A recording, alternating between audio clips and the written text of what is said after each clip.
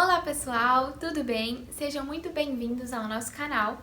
O meu nome é Camila de Paula, eu sou advogada e vou falar um pouquinho sobre o mandado de segurança. Vocês sabem o que é o mandado de segurança, quando eu posso utilizar, quando eu não posso, por que eu utilizo? Bem, eu vou explicar tudo isso e também vou trazer um caso prático para vocês, envolvendo tanto o mandado de segurança quanto o processo administrativo que a gente já viu em outros vídeos e vai ser bem bacana. Então vamos lá. O mandado de segurança, ele é utilizado quando? Ele é um instrumento jurídico que ele é utilizado quando eu tenho direito líquido e certo e que foi violado ou está em iminência de violação.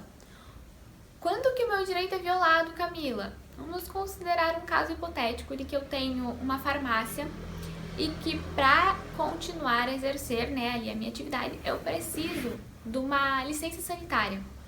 E aí, a vigilância sanitária, de repente, foi e interditou o meu estabelecimento.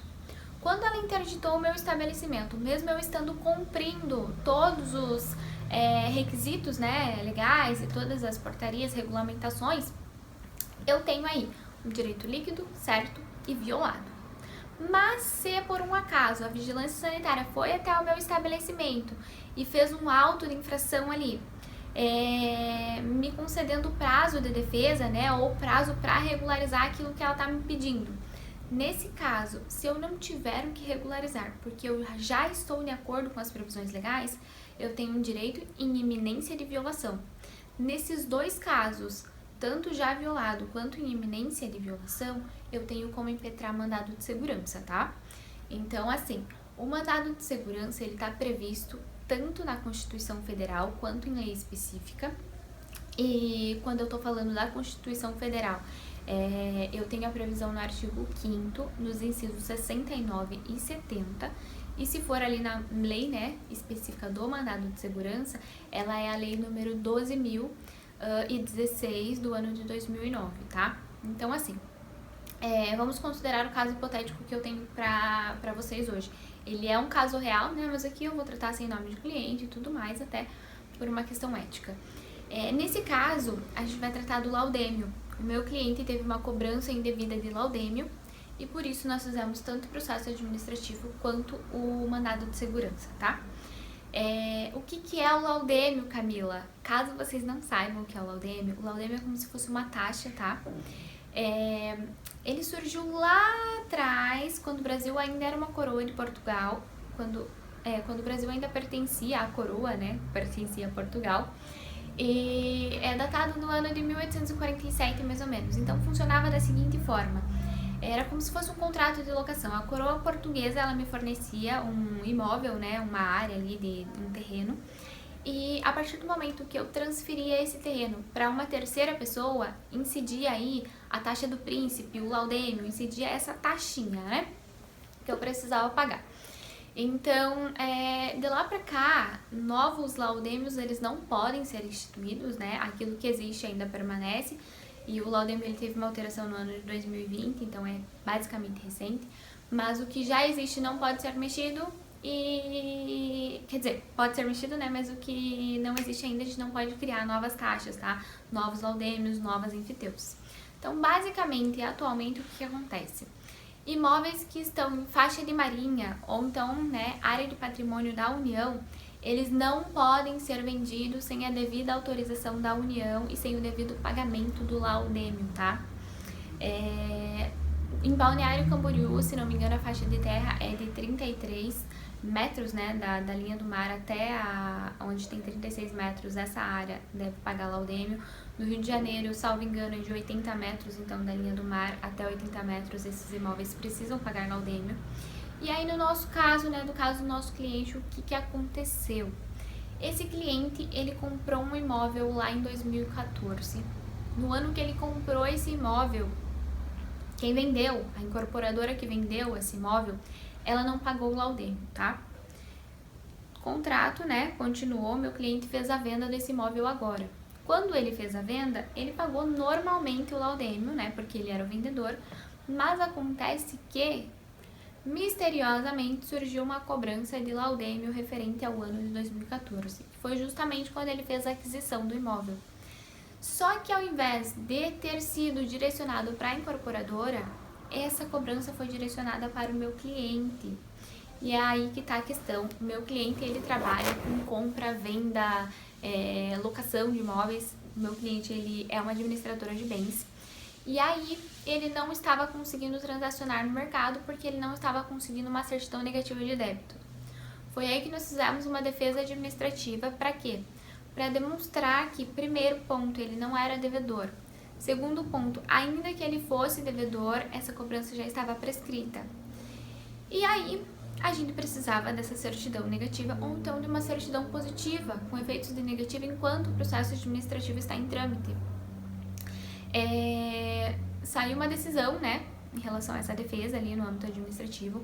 Essa decisão ela não foi favorável, porque a União entendeu que a Secretaria do Patrimônio da União, né, entendeu que o valor era devido sim, que eles poderiam prosseguir com a cobrança, então eles inscreveram o débito em dívida ativa, protestaram, incluíram o nome do cliente na Serasa e em outros órgãos de proteção ao crédito e prosseguiram. Só que o meu cliente fez o quê? Fez defesa administrativa, que é um recurso. Esse recurso que nós fizemos, ele está previsto aonde? Ele está previsto e é aí que é um ponto bem importante, né, pra gente conversar. Deixa eu só dividir para que vocês não se confundam, tá?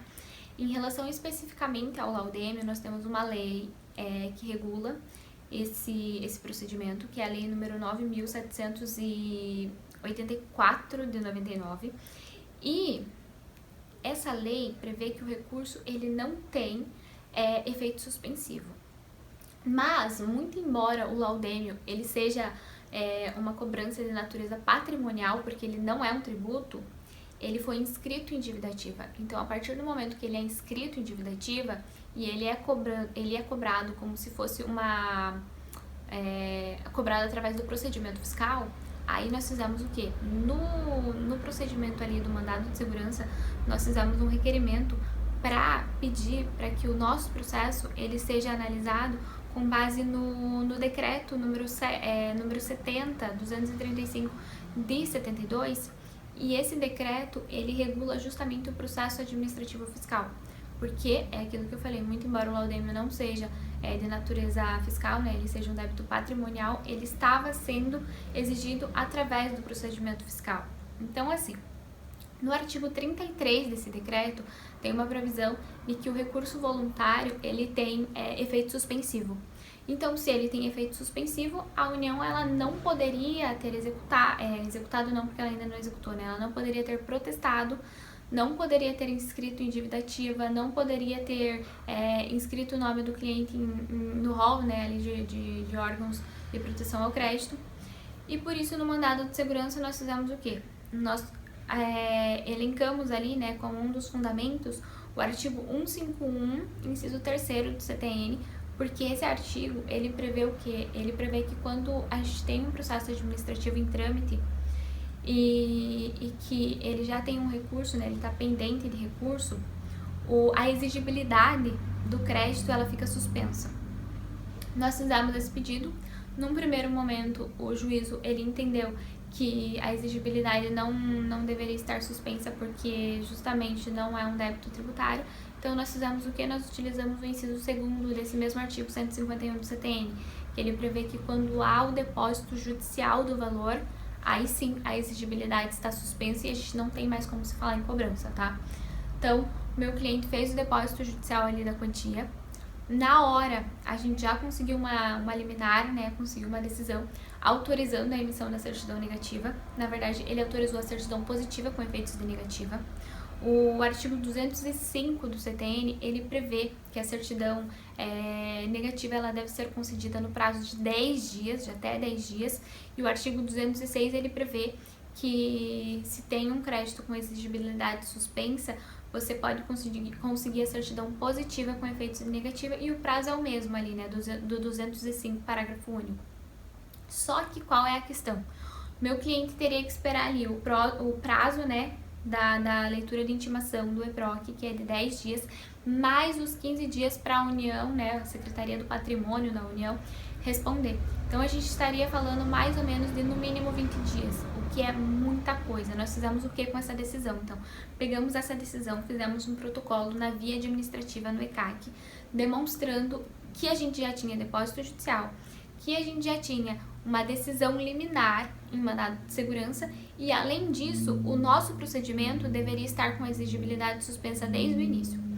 Com isso, na hora, não foi na hora, né, mas assim, questão de 1 ou 2 horas, nós já conseguimos a liberação dessa certidão. Então, o que eu tenho para trazer para vocês é que cada caso é um caso, né? Então a gente precisa prestar muito bem atenção em qual é o caso do nosso cliente para que a gente possa combinar medidas. Então, se vocês pensarem, o processo administrativo, ele era uma via adequada para a gente discutir esse débito, discutir a possibilidade de exigir certidão? Sim, ele era uma via adequada.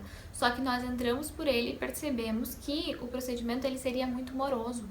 O meu cliente ele não conseguiria transacionar durante muito tempo porque o processo administrativo ele ainda estava em trâmite, ele ainda está em trâmite pendente de recurso, e meu cliente estava ali a ver navios.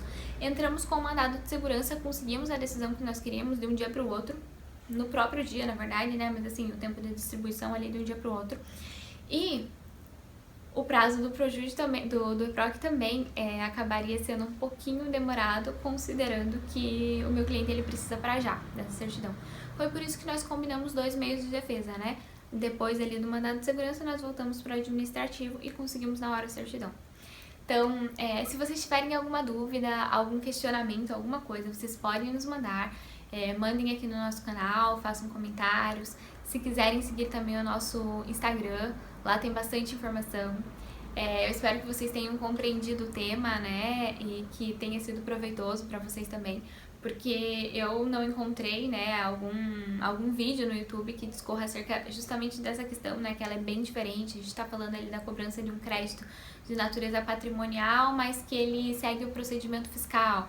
Então eu espero que vocês tenham gostado desse conteúdo. Se vocês estiverem gostando de conteúdo assim, nos avisem, comentem, que a gente traz mais coisas também, tá? Se vocês quiserem uma consultoria, a gente tem essa possibilidade lá no nosso site. É só acessar o site, ele vai estar aqui embaixo. Lá tem os valores bem certinho, nós temos alguns e-books que nós vendemos também. Podem acessar, podem trazer comentários, como eu já disse, e eu espero que vocês tenham gostado. Até mais!